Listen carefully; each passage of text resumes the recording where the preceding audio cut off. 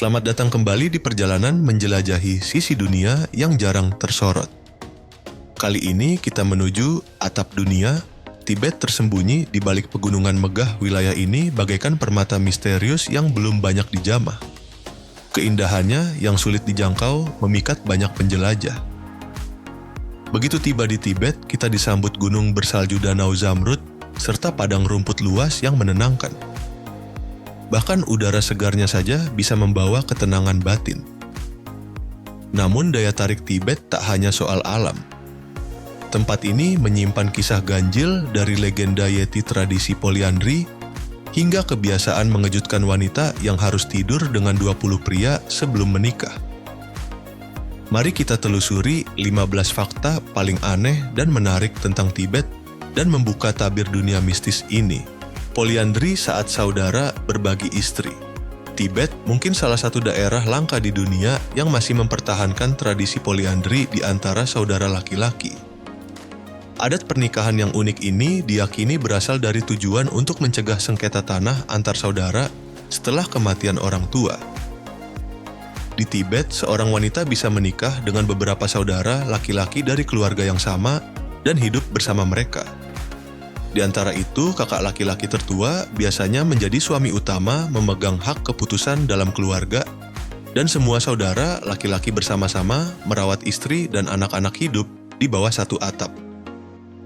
Cara pernikahan ini berlangsung seperti ini ketika seorang gadis menikah dengan putra tertua dari sebuah keluarga adik-adiknya, juga secara otomatis menjadi suaminya. Setelah orang tua meninggal, kakak laki-laki tertua akan memimpin keluarga. Jika tidak ada adik laki-laki berikutnya akan mengambil peran ini. Jika ada adik laki-laki ketiga, dia punya 3 pilihan menjadi biksu menikah dengan putri dari keluarga yang tidak memiliki putra atau menikah dengan janda. Dalam keluarga poliandri, menentukan ayah kandung anak seringkali sulit. Jadi umumnya suami tertua dianggap sebagai ayah dari anak tersebut. Tradisi ini diwariskan dari generasi ke generasi dengan tujuan mempertahankan tanah, melindungi garis keturunan, dan mencegah konflik antar saudara. Bagaimana pendapatmu tentang adat pernikahan yang unik ini? Yuk bagikan di kolom komentar ya. Wanita Tibet tak bisa menolak lamaran pria yang tak dicintai. Dalam budaya Tibet, konsep berbagi istri untuk melestarikan tanah dan menjaga garis keturunan membuat keperawanan pengantin wanita kurang dianggap penting. Kedudukan wanita Tibet cukup lemah, mereka hampir tidak punya suara untuk melindungi hidup dan kebahagiaan mereka. Ketika seorang pria melamar seorang gadis Tibet, jika itu adalah lamaran pertama yang ia terima, ia tidak bisa menolak terlepas apakah ia mencintai pria itu atau tidak. Menurut kepercayaan kuno, orang Tibet menolak lamaran pertama dianggap sebagai pantangan serius dan akan menghadapi kecaman serta kritik keras dari masyarakat. Oleh karena itu, mau tidak mau, begitu terpilih sebagai calon istri gadis Tibet, terpaksa harus setuju menikah untuk menghindari pengucilan sosial dan keluarga. Namun, kadangkala si gadis sudah punya pacar dan pacarnya juga ingin menikahinya. Dalam kasus ini, mereka akan melakukan segala cara untuk menghindari si gadis dinikahkan dengan keluarga yang berstatus serupa. Untuk menghindari tradisi mereka sering merencanakan bersama.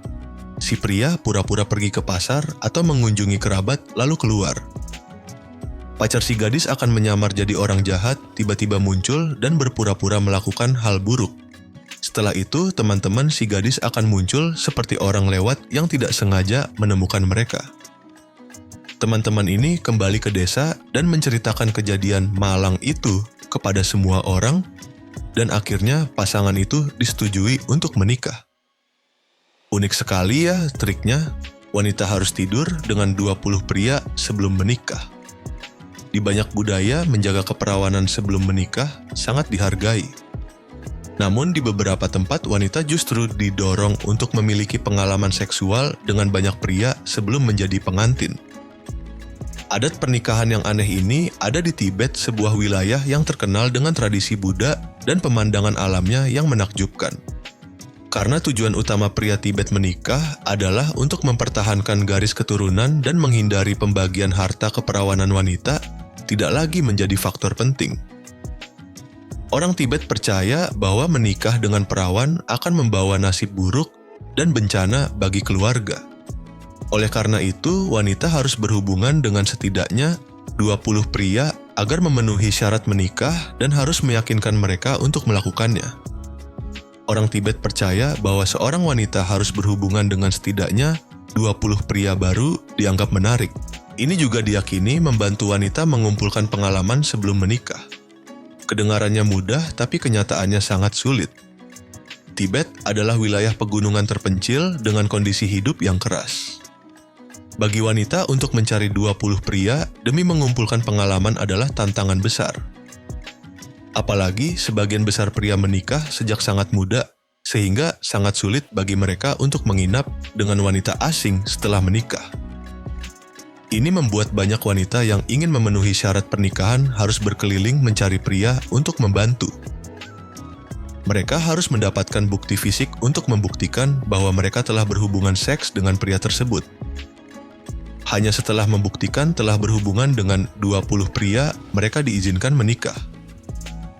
Para wanita yang beruntung memenuhi syarat berhubungan dengan 20 pria akan segera menikah. Yang lebih menarik, setelah menikah pengantin wanita bahkan diberikan dokumen medis yang membantu menambah pengetahuan tentang kehidupan seksual. Menariknya, dokumen ini juga mengatur dengan jelas berapa kali bercinta sesuai musim.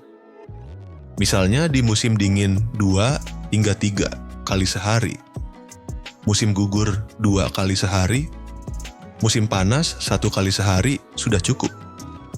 Bagaimana pendapatmu tentang kebiasaan ini? Yuk bagikan di kolom komentar ya. Pembatasan wisata asing di Tibet. Tahukah kamu, Tibet pertama kali membuka diri untuk turis asing pada tahun 80-an. Setelah lama tersembunyi dalam sejarah Tibet, baru membuka pintu bagi pengunjung dari luar pada tahun 80-an, menandai titik balik penting dalam sejarah Tibet. Tibet seringkali tertutup bagi dunia luar sekitar bulan Januari hingga Februari saat tahun baru. Tibet, tapi di sisa waktu turis bisa berkunjung dengan syarat harus mengikuti tur paket dengan pemandu. Untuk masuk ke Tibet, kamu butuh izin masuk dasar, dan kalau mau masuk lebih dalam ke daerah terpencil di luar ibu kota Lhasa, kamu perlu izin tambahan. Jangan khawatir, kami akan bantu kamu semua prosedur yang dibutuhkan untuk perjalanan, dan izin membuat perjalanan menjelajahi Tibetmu jadi lebih mudah dan nyaman. Yak, simbol kekuatan dan ketahanan di Tibet. Ketika bicara tentang Tibet, kita pasti membayangkan kawanan yak yang merumput dengan anggun di dataran tinggi. Yak adalah hewan paling ikonik dan terkenal di Tibet, sangat lekat dengan kehidupan material maupun spiritual penduduknya.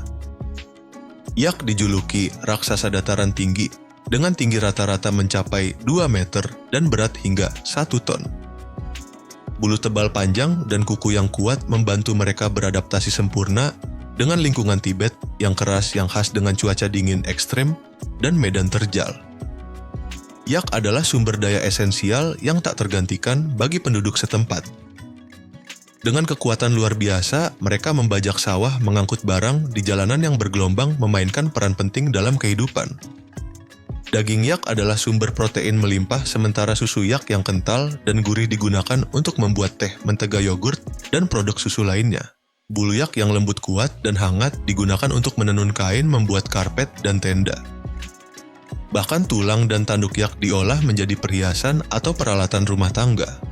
Tidak hanya punya nilai material, yak juga punya makna spiritual yang besar bagi orang Tibet.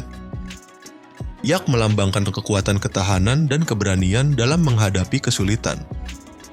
Oleh karena itu, yak sering muncul dalam banyak festival, upacara tradisional, dan karya seni. Berkat nilai ekonomi budaya dan spiritualnya, yak selalu dihormati dan dilindungi secara mendalam oleh orang Tibet. Banyak program konservasi dan penangkaran yak sedang dilakukan, berkontribusi besar dalam menjaga identitas budaya unik Tibet tanah yang dijuluki atap dunia. Tradisi mandi air gletser untuk bayi baru lahir. Terletak di ketinggian rata-rata di atas 4.500 meter di atas permukaan laut Tibet, memiliki iklim yang sangat ekstrem. Hidup dalam kondisi dingin sepanjang tahun dengan salju putih menutupi, dan udara tipis, orang Tibet telah mengembangkan kemampuan bertahan hidup dan beradaptasi yang luar biasa.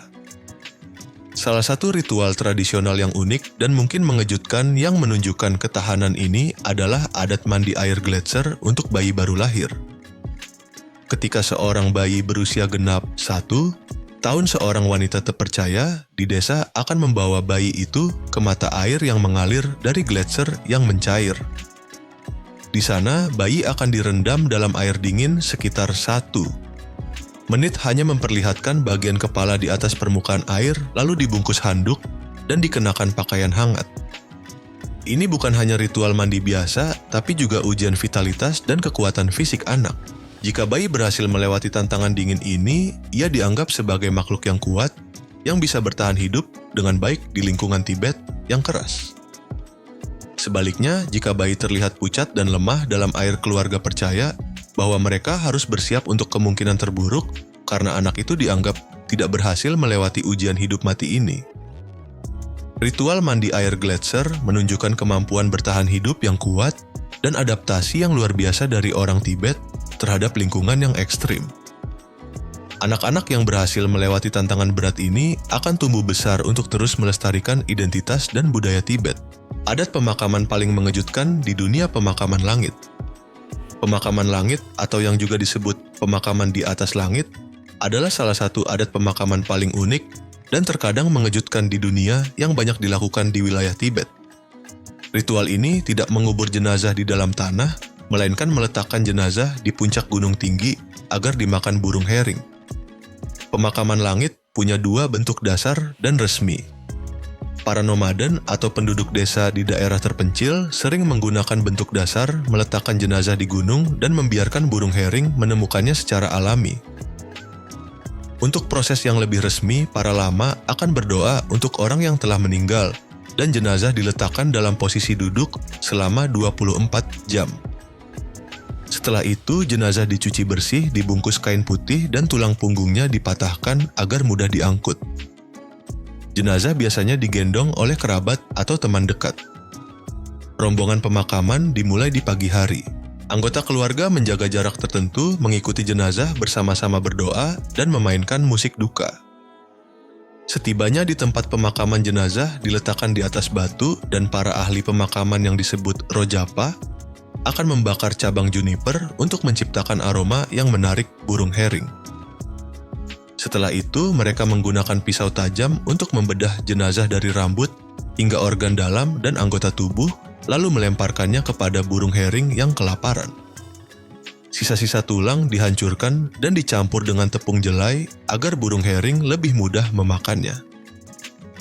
Ritual ini bukan hanya adat biasa, tapi juga didasarkan pada kepercayaan spiritual yang mendalam dari orang Tibet. Mereka percaya bahwa ketika seseorang meninggal, yang tersisa hanyalah kulit dan tulang, dan burung pemakan bangkai seperti hering dianggap sebagai makhluk suci yang membimbing jiwa orang yang telah meninggal ke tempat peristirahatan terakhir. Melakukan pemakaman langit adalah tindakan mulia selaras dengan alam dan menemukan teladan dalam legenda Buddha yang mengorbankan dirinya untuk harimau kelaparan demi menyelamatkan nyawa lain. Selain makna spiritual, pemakaman langit juga merupakan pilihan praktis karena kondisi alam Tibet yang ekstrem. Di dataran tinggi yang dingin, medan yang terjal, dan iklim yang keras mengubur di dalam tanah, hampir tidak mungkin, dan kremasi juga bukan solusi yang layak karena kurangnya bahan bakar. Akhirnya, pemakaman langit adalah metode pemakaman paling praktis dan sesuai bagi orang Tibet. Hari ini, di bawah pengaruh urbanisasi dan modernisasi, ritual pemakaman langit secara bertahap berkurang tapi masih dipertahankan di beberapa daerah terpencil. Melestarikan dan mewarisi adat ini memainkan peran sangat penting dalam menjaga identitas budaya unik Tibet. Bagaimana pendapatmu tentang adat pemakaman ini? Yuk bagikan di kolom komentar ya. Tibet tidak bisa menanam teh. Teh mentega, minuman tradisional Tibet dengan rasa gurih dan kental, telah digemari selama berabad-abad dan menjadi simbol yang akrab. Tapi teh mentega bukan hanya sekadar minuman. Dengan khasiat yang luar biasa, ia juga dianggap sebagai obat mujarab. Di dataran tinggi Tibet yang keras, teh mentega memainkan peran penting dalam menjaga tubuh tetap hangat, memberikan energi, dan membantu manusia melawan dingin dan kekurangan. Yang mengejutkan, tanaman teh tidak bisa tumbuh di Tibet. Seluruh teh yang digunakan untuk membuat teh mentega diangkut dari India melalui jalur teh kuda, sebuah perjalanan yang berat sepanjang lebih dari 4.000 km. Jalur teh kuda bukan hanya rute logistik biasa, tapi juga berperan sebagai jembatan budaya dan perdagangan antar wilayah.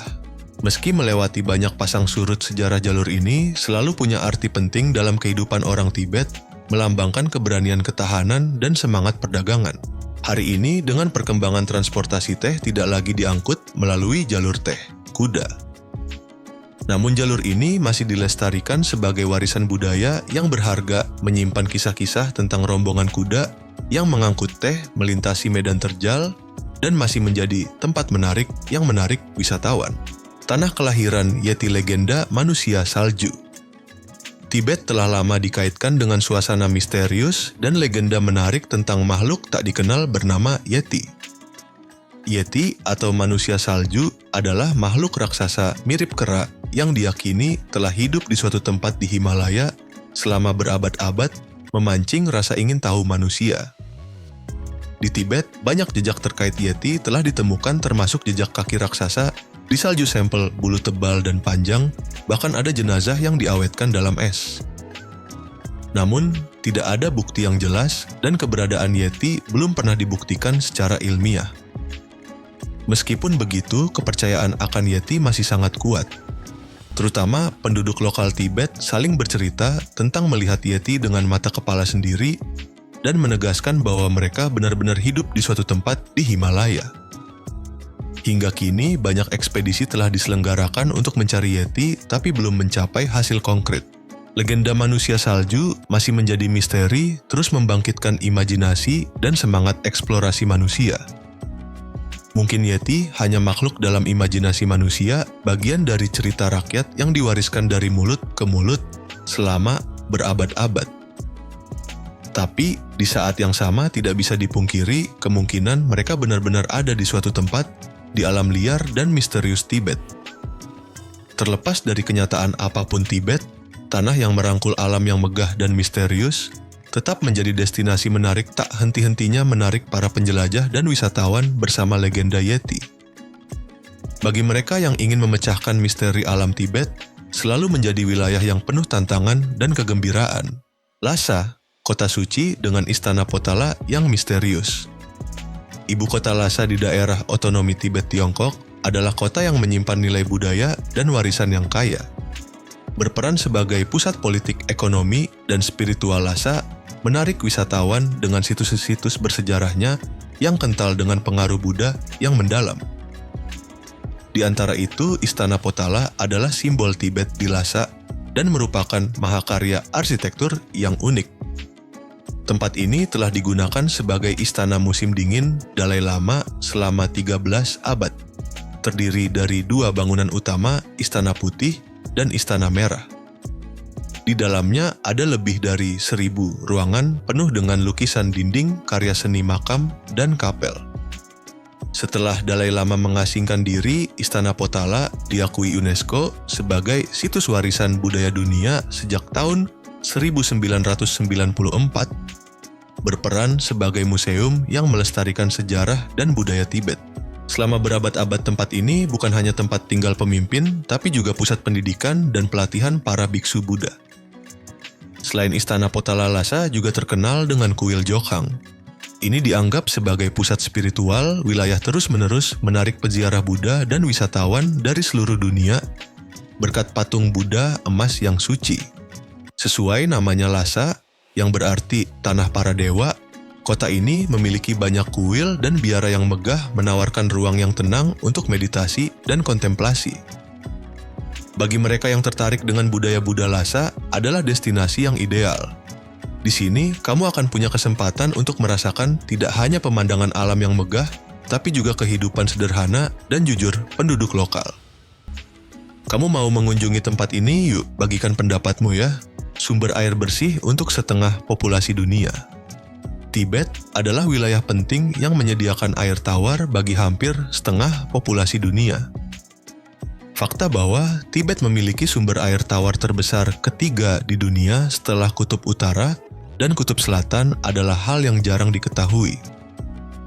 Karena alasan ini, Tibet sering disebut kutub ketiga, memainkan peran kunci dalam memasok air ke sungai-sungai besar Asia termasuk Sungai Brahmaputra, Sungai Gangga, Sungai Indus, Sungai Mekong, Sungai Salween, dan Sungai Yangtze. Sumber air Tibet yang melimpah menopang kehidupan lebih dari 2 miliar orang, setara sekitar 40% populasi global. Danau dan sungai Tibet seperti Danau Namtso Yamdrok dan Sungai Lhasa adalah sumber kehidupan yang tak terpisahkan bagi penduduk lokal serta pertanian industri dan kehidupan sehari-hari negara-negara tetangga. Berkat posisi geografis yang unik dan sistem sungai yang padat, Tibet juga memainkan peran penting dalam mengatur iklim regional dan global. Oleh karena itu, tempat ini dijuluki Menara Air Asia, memberikan kontribusi kunci dalam menjaga keseimbangan ekologi dan melindungi lingkungan. Dengan nilai alam budaya unik dan pentingnya sumber air, Tibet telah menjadi destinasi menarik bagi wisatawan global. Wisatawan tidak hanya mengagumi pemandangan yang megah, tetapi juga belajar budaya lokal, mengalami kehidupan yang dekat dengan alam, dan menjelajahi langsung kutub ketiga bumi. Tibet benar-benar wilayah yang istimewa, memainkan peran esensial dalam melindungi lingkungan, menjaga kehidupan, dan pembangunan berkelanjutan di wilayah dan dunia. Melindungi dan menggunakan sumber daya air berharga Tibet dengan benar adalah tanggung jawab bersama seluruh masyarakat internasional demi menjamin keberlanjutan bagi generasi mendatang. Buddhisme, pondasi budaya dan kehidupan Tibet. Buddhisme adalah poros sentral budaya Tibet dan merupakan elemen inti yang meresap ke dalam setiap aspek kehidupan sehari-hari. Ia membentuk kepercayaan tradisi nilai-nilai orang Tibet, membimbing pandangan dunia dan sikap hidup, serta memberikan penghiburan dan kebijaksanaan menjadi kompas dalam kehidupan. Warisan Buddha yang kaya ini paling jelas terlihat di kuil-kuil. Kuil-kuil bukan hanya tempat ibadah, tapi juga pusat pelatihan studi bagi para biksu sekaligus tempat pendidikan, kesehatan, dan seni. Ritual keagamaan seperti berdoa, melafalkan mantra, meditasi adalah bagian tak terpisahkan dari kehidupan spiritual orang Tibet. Dalam arsitektur seni dan sastra Tibet, pengaruh Buddhisme mudah ditemukan. Tangka lukisan Buddha di atas kain yang berwarna-warni patung Buddha yang megah, dan kisah-kisah Buddha yang diturunkan secara lisan adalah bukti bahwa Buddhisme telah mengakar dalam budaya wilayah ini. Orang Tibet menemukan kedamaian dan harapan melalui keyakinan Buddha di tengah kehidupan yang sulit. Mereka menemukan jalan hidup dalam ajaran Buddha dan percaya bahwa mereka bisa mencapai pencerahan tertinggi melalui proses reinkarnasi. Buddhisme dan budaya Tibet terikat erat, menciptakan identitas unik menarik mereka yang tertarik pada spiritualitas di seluruh dunia. Berwisata ke Tibet bukan hanya mengagumi pemandangan alam yang megah, tapi juga merupakan perjalanan istimewa, langsung merasakan budaya yang mendalam dan kaya, di mana Buddhisme ada sebagai cahaya yang menerangi kehidupan manusia. Reinkarnasi Dalai Lama, sebuah misteri spiritual. Dalai Lama adalah seorang pemimpin spiritual dan politik yang dihormati di seluruh dunia, menjadi simbol kebijaksanaan dan kasih sayang tanpa batas. Gelar Dalai Lama berasal dari bahasa Mongolia, Dalai Lautan, dan bahasa Tibet, Lama Guru, yang terlahir kembali. Kediaman beliau adalah Istana Potala yang megah terletak di dataran tinggi Tibet. Dalai Lama pertama, Gendun Drupa, lahir tahun 1391 dan meninggal tahun 1385. Sejak itu, Dalai Lama telah ditemukan sejak kecil melalui metode unik yang disebut reinkarnasi. Ketika seorang lama meninggal dunia, beliau biasanya meninggalkan benda-benda dan puisi khusus agar para murid dapat menemukan inkarnasi berikutnya. Selain itu, para lama tinggi juga diyakini menerima petunjuk melalui mimpi pertanda dan berbagai tanda lainnya. Menurut kepercayaan Buddha Tibet, Dalai Lama dianggap sebagai inkarnasi Bodhisattva Avalokitesvara, simbol kasih sayang yang bertugas melindungi dan membimbing makhluk hidup. Ketika seorang lama meninggal, jiwa beliau diyakini akan terlahir kembali menjadi bayi suci dalam waktu 49 hari. Saat ini, Dalai Lama ke-14 Tenzin Gyatso adalah penerus sah dan telah dianugerahi hadiah Nobel Perdamaian pada tahun 1989 atas kontribusinya untuk perdamaian kebebasan dan penentuan nasib sendiri rakyat Tibet. Kehidupan dan filosofi beliau telah menginspirasi banyak orang di seluruh dunia. Proses pencarian Dalai Lama berikutnya adalah ritual yang suci dan istimewa. Para lama tinggi mencari anak yang menjadi inkarnasi berdasarkan tanda-tanda dan ramalan yang seringkali terjadi di daerah terpencil. Anak yang ditemukan akan dibawa ke Lhasa untuk menerima pendidikan Buddha yang mendalam, mempersiapkan diri untuk peran kepemimpinan spiritual di masa depan. Tradisi suksesi Dalai Lama adalah sistem simbolis mencerminkan kepercayaan mendalam orang Tibet pada reinkarnasi. Kepercayaan ini adalah bagian penting dari budaya dan warisan spiritual mereka, membawa harapan dan ketahanan menuju masa depan. Senyum ramah dan mata penuh kasih. Dalai Lama telah menjadi simbol spiritual Tibet, menjadi cahaya penerang spiritual dan dorongan besar bagi mereka yang mendambakan perdamaian dan kebebasan. Bagaimana pendapatmu tentang tradisi ini? Yuk, bagikan pemikiranmu ya. Mayoritas biara dan kuil Tibet dibangun di gunung. Tibet punya banyak sekali biara dan kuil yang tersebar di puncak-puncak gunung. Arsitektur unik ini adalah simbol kepercayaan spiritual yang mendalam sekaligus menunjukkan kemampuan kreatif orang Tibet.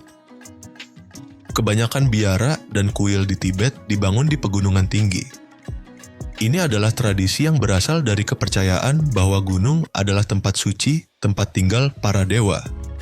Membangun biara di gunung menunjukkan rasa hormat kepada para dewa dan keinginan untuk lebih dekat dengan mereka.